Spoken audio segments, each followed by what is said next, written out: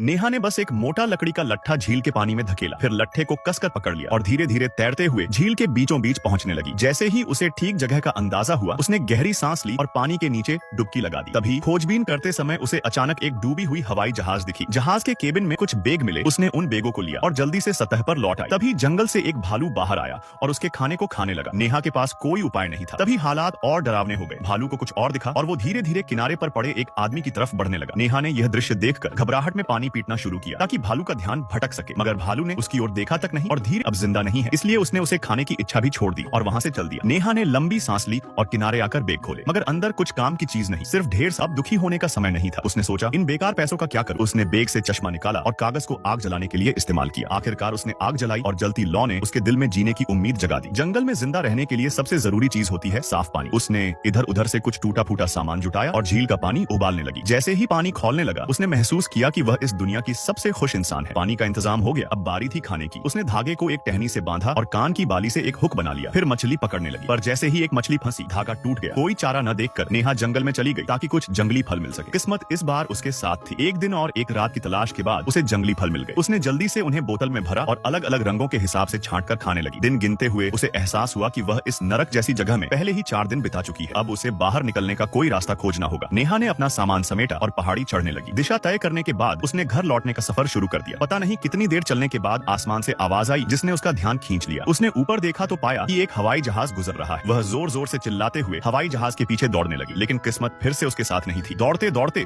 उसने पैरों के नीचे ध्यान नहीं दिया और सीधा कई 100 मीटर गहरे गड्ढे में गिर गई। जब होश आया तो उसने देखा कि